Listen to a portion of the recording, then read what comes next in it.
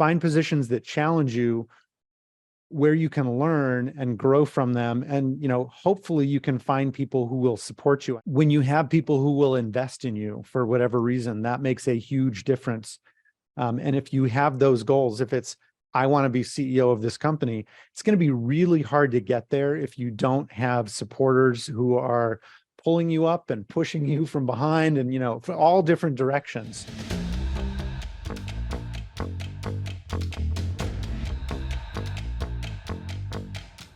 Welcome to the Break Free podcast. I am your host, David Mancella. This podcast is dedicated to interview brilliant minds, business owners, CEOs that are changing the world for a better place. And what a beautiful example with our guest today, David Colby. Brother, welcome to the show. It's great to be here, David. Thanks for having me. Beautiful, thanks. Just for the audience, if you don't know what Colby is, well, it's David's last name, but it's more than that. It's a psychological profile that has dramatically changed my life and the life of my employees. And I am so excited to interview David and go deep into what Colby is, how it came about, and how it's helping amazingly in the business world. So David, can you just tell me your full name, where do you live, and a bit about you? Sure. So David Colby, I live in Phoenix, Arizona. I grew up here, spent some time on the East Coast of the United States for a while, and then came back here later on. So that's where I am now. Let's see, a little bit more about myself. Educated, got a business degree, worked on Capitol Hill in Washington, D.C. for a while, then became a lawyer, worked in a private law firm in Phoenix, and then got recruited to where I am today, Colby Corp. So it seems strange, like, well, you were recruited, but it's called Colby Corp. My mom actually started the company 47 years ago.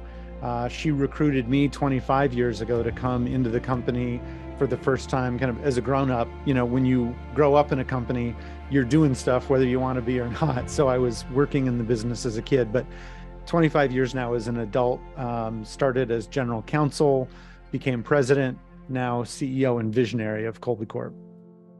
That's an incredible move, especially coming from the law background, right? So how did you become a lawyer? Like what enticed you to actually go into that side of business? I don't really know. It was always one of those things, though. I knew from the time I was a kid, I wanted to be a lawyer. No lawyers in the family. If anything, kind of a healthy distrust of lawyers that, lots of people have. So, no one was pushing me to do it, but it just seemed like of interest, the whole concept of pursuing justice and just almost the intellectual process of understanding the law, applying it, that intrigued me and interested me. So, I took some time in between undergraduate and law school and did other work, but and frankly, I did that because I thought to myself, well, just because you wanted to be a lawyer when you were a little kid, you should really think about this as an adult and not just do it because, okay, you were 8 and you thought it was cool because, I don't know, a TV show or whatever. So I took a little time, but then realized, yeah, I really did want to do it. That's amazing. And what happened after you graduated? Who do you work for? Did you get your own firm or you got a job? So one of my professors in law school was the founding partner of a firm here in Arizona, kind of a medium-sized private firm. He, when I was a law student, asked me to do a summer clerkship with the firm. Then they hired me, and I was basically a baby lawyer for them for 3 years, focusing on commercial litigation and land use law. So did that. It was really interesting work. Unlike a lot of former lawyers, well, number one, I only did it for 3 years, so that probably wasn't long enough to get burned out. I really enjoyed practicing law. It was interesting work. You get to meet all kinds of people. You learn different things because, especially at where I was in my career, I was doing different kinds of work. It wasn't just one thing all the time. So I really liked it, but, and maybe I'm getting ahead of your next question, like what brought me over. As I said, my mom recruited me, and, that was not necessarily difficult for her, but I had never envisioned myself working in her company. It wasn't really the family business. It was her business, and there was no other family working in it. That was not where I saw myself necessarily, but she wanted me to help come in, run the business. We had a lot of legal stuff going on. We had some intellectual property lawsuits that we had to deal with, and then just also legal stuff that, small businesses need to do day in and day out, contracts and other stuff like that. So actually, it's funny thinking about this now, because I saw one of my, actually the guy I mentioned before, the professor, founder of the law firm that brought me into the law firm. So he was really my first career mentor, maybe second, because my boss at my first job also, but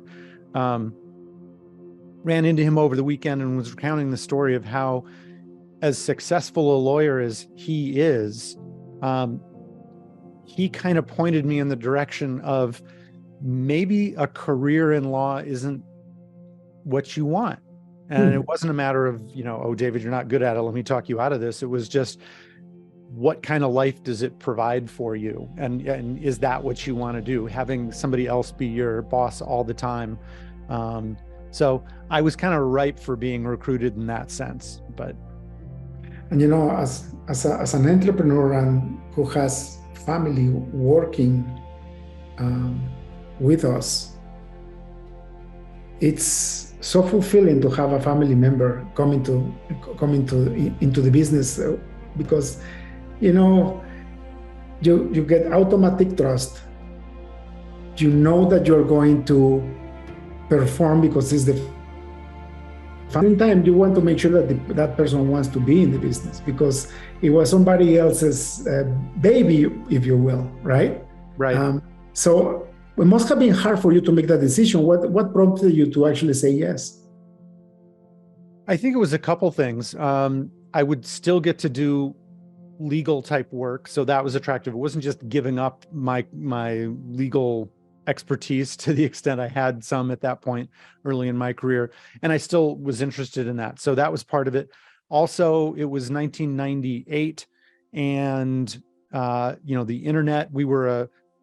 Colby Corp was a burgeoning internet company. We had gone online for the first time the year before, so started selling what we do directly to clients online, and also we're kind of had the prospect of putting our software that we've developed and we license to our business clients. We're going to be putting that online. So, in that era of that, kind of before the .com bubble, but when it was really early, that was also really enticing to get to be involved in that. Beautiful. That was a critical decision, because you were a lawyer. You've been trained in the professional in a professional law firm, and you were already making progress there. So what was in your mind when you decided to go back and get involved into the family business? I think the reason I was ready to go was it was a really interesting opportunity. First of all, I could still be doing work with the legal stuff that I had learned. So the intellectual property law work that needed to be done in the business, the other general business law things that come up for a small business. And then also the company was moving into being really active on the internet. So we had just started selling our stuff directly online to consumers. We were planning to redesign our software that we licensed to corporate users, and we were going to put that online as a subscription model. And that was really interesting in 1998 to be able to step in and be a big part of making that happen. So as much as I enjoyed being a lawyer and really enjoyed the people I worked with, it just seemed like a really great opportunity. That's great. And you still you applied some of your skills in the family business though, right? Because they must have had needed legal counsel too, right? Yeah, although as I say, I right when I moved over, there was more, because there was intellectual property litigation that had been going on and was just kind of wrapping up. But as I tell people all the time, if I use my law degree very much in a small business, that's not a good day for a small business. I mean, unless it's a giant contract where somebody wants to buy a lot of our stuff, Yeah, spending time on legal things generally means you're wasting money, not making money. And I shouldn't say wasting, it has to get done or I wouldn't do it, Right. but it's not generally productive. So I still do some of that stuff, but and it helps me work with lawyers like when we need to, because I'm not an expert. I'm technically still a lawyer. I'm a member of the bar, but nobody should hire me. But I can at least manage that function a little bit at a high level because of that experience. That's beautiful. Now let's get into what I really want to talk about, Colby itself. So can you Yes. describe what Colby is and how it's adding massive value to the marketplace? So first of all, as a company, we exist because we have a mission. We want to help people understand their cognitive strengths. It's something that's instinctive. You're born with it. It doesn't change over time. You don't have to work to get better at it. It's just a part of who you are. And it's about the way you take action. And everybody has their own style. I mean, that's too soft a word, really, but they have their own instinctive drive for the way they do things. And when you learn that about yourself, it can really unlock your productivity. You can do the things that you've been doing, but you do them in a more efficient way because it's doing it in a way that works for you, for who you are, rather than fighting against it or trying to become what somebody taught you was the right way to be. It's like you can get into that flow state so much more easily. So what Colby is really helping people understand that and then applying that to the things they care about. That's wonderful. So as you see in your name, you have an 8273. Yep. I am 7662. Can you describe that what that is? Sure. I'll start. So for the audience that doesn't know what the heck we're talking about, the Colby A index is the assessment that my mother actually developed. That's kind of the foundation for what Colby Corp does. And it identifies 4 action modes. So 4 areas of your instinctive strengths where you have a particular strength. You have a particular way of doing something. And so those numbers are always in the same order. So that's 7 for you, 8 for me. So they're very close. That's in the fact finder. It's about how we gather and share information. So people at our end of the spectrum toward the 10, it's scored 1 through 10. And by the way, not better or worse. 10's not better, 1's not worse. It's just kind of where you are. On our end of the spectrum, it's all about getting more information and detail, facts, becoming an expert, really digging deep and stuff. At the other end of the spectrum, it's not focusing on lots of individual detail, but focusing on the big picture. It's looking at the whole forest rather than a bunch of individual trees. So it's about simplifying. The second one, so for you a 6, for me a 2 is about follow through, which is about how we deal with systems, structure, organization. So we'll do it the same order kind of each time toward the 10 side of that scale, which you're a little bit toward, but you're more in the middle. That's about creating systems and structure and living within them when they are there. But even more than just living within them, it's really, if you step into a chaotic situation and you're what we would call an initiating fact finder, like follow through, maybe a 9 in follow through, you step into that chaos and you put order to it. You see patterns, you come up with schedules and flow charts. The other end of the spectrum is somebody who's very open-ended and adaptable. If there's a 14-point flow chart and system that you're supposed to follow, you might come up with a shortcut and say, oh, I think I can skip these 5 steps and get to the result quicker. So as I said, it's not better or worse because, look, sometimes it's great to do that shortcut. Sometimes, oops, you're running a nuclear power plant, you did some shortcuts and you killed a bunch of people. That's not so good. So it's very specific to that. All right, the third one, so 6 for you again, 7 for me, is about quick start. That's how we deal with risk and uncertainty. So on the 10 end of the spectrum is somebody who really pushes for newness, for that uncertainty, for taking risks, experimenting.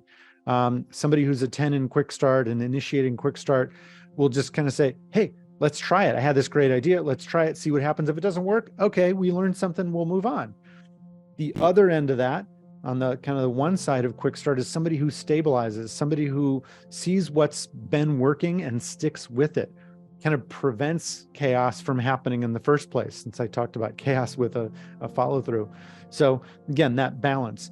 The fourth number two's for both, well, no, two for you, three for me, sorry, is implementer. And it's not how we implement as in carry things out. So it's a little bit confusing for a name, but it's how we deal with space and tangibles. The word implementer comes from the use of tools and implements. So it's all about the tactile, tangible, three-dimensional world that we live in. So initiating implementers build, they physically put things together, they construct.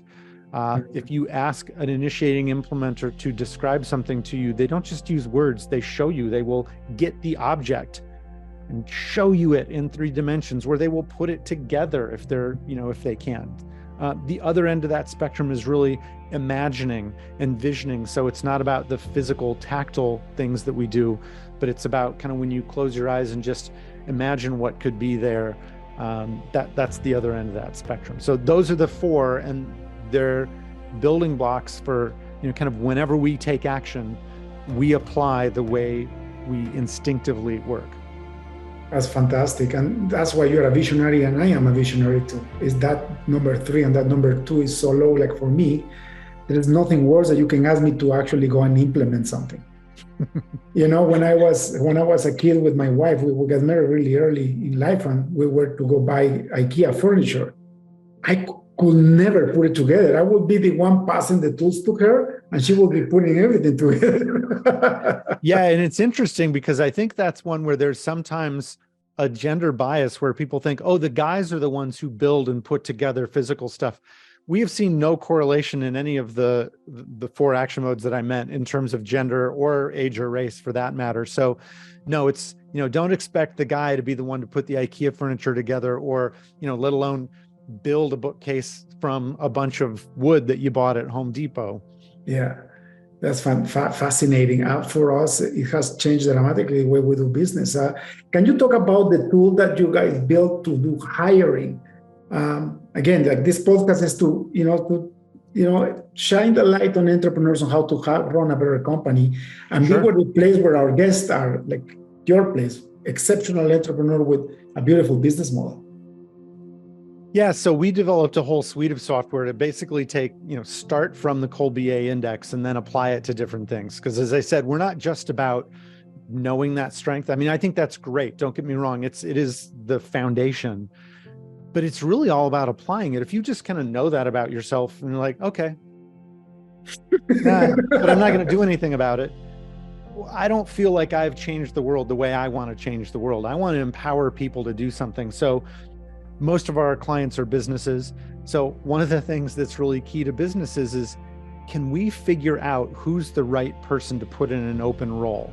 Mm-hmm. And I was just having this discussion with somebody, because it can also seem kind of harsh, and they were kind of saying to me, so David, really what you're saying is you also keep people from getting jobs they might get. And we're like, okay, look, I guess I can't argue if there's one open position and there are 10 people who want it, and I say that 5 of those people aren't likely to be a good fit, and I'll talk about the software and how we do that in a second.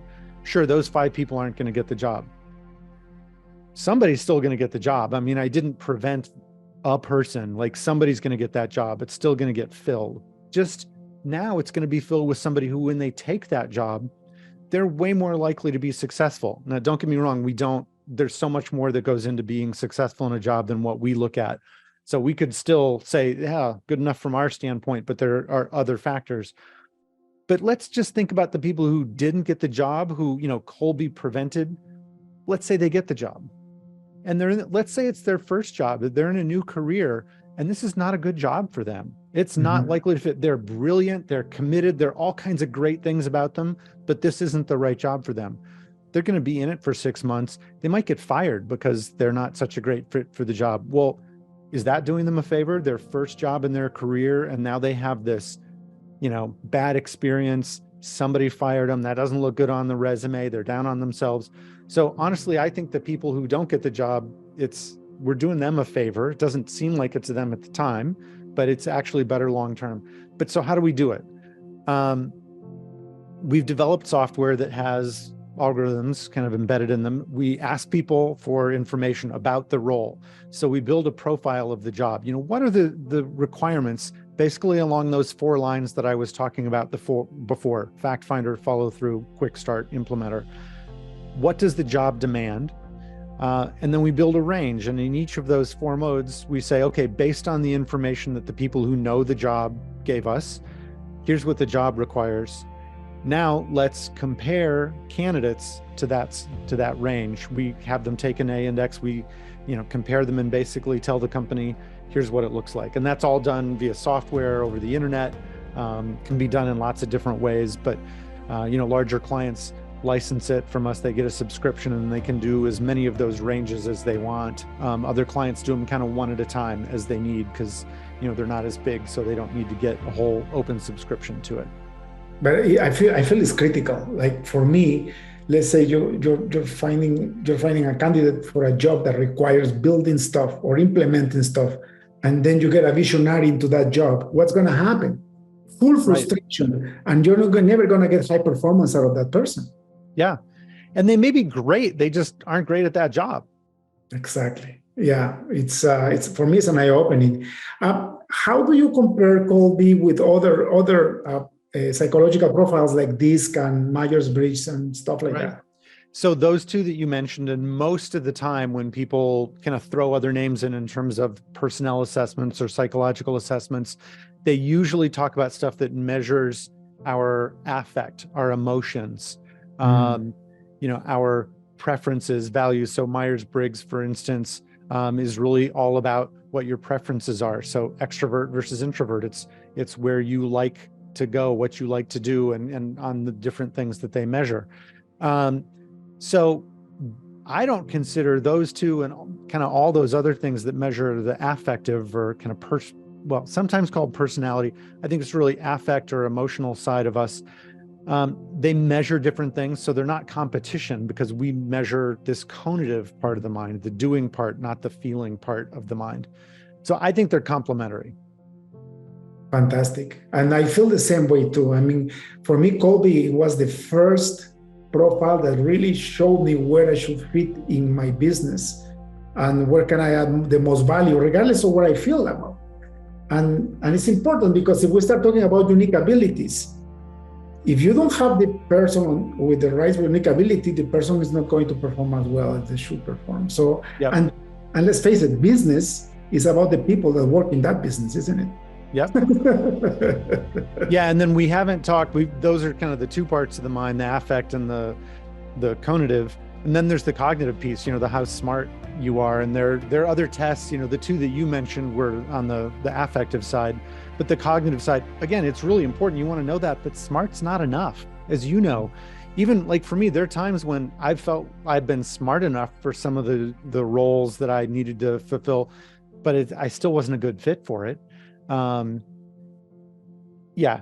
And we all know smart people who, whether it's they lack the motivation, dedication, or they don't, kind of from the cognitive perspective, they don't attack problems in the way that the job requires them to happen. Again, this being smart's overrated. It's really good. Don't get me wrong. Generally speaking, I'd rather have smart people on my team, but that's not all I want. That's so true. David, based on your experience, I know it's not easy developing yourself into a leadership position where you actually have the entire company on your shoulders. What advice would you give somebody that just entering a business, they know their track is to become the CEO or eventually the owner? What advice would you give them to actually grow themselves into that position? Oh boy, let's see. I got to think about that one a little bit. So, I guess I'll give the advice from my experience. I think it's somewhat generalizable. So yes, I stepped into a family business, but one of the things that was important for me was so this is a little specific to family business, but it's broader than that. I'm glad that I didn't go straight from getting my college degree to working in the family business, because I think, there could be some skepticism from the people I lead of, well, is he really qualified? Is he really the best person to do this job? Or is it just because he's family? So I think it helped me a lot to do other things and to show that I was good at those other things, and other people who were not my family were judging me and, had good things to say. So I think the generalizable part of that, if it's not just a family business, I'd say for somebody earlier in their career, find positions that challenge you, where you can learn and grow from them. And, hopefully you can find people who will support you. I mentioned a couple of people in my life before who were mentors, my mom as my mom, but then also coming in the business, she was Kathy in that context, not mom, because professionally, we always kept it professional. But when you have people who will invest in you for whatever reason, that makes a huge difference. And if you have those goals, if it's, I want to be CEO of this company, it's going to be really hard to get there if you don't have supporters who are pulling you up and pushing you from behind and, for all different directions. And you can spot those people. Usually you're not going to be the only person they've ever helped in their career.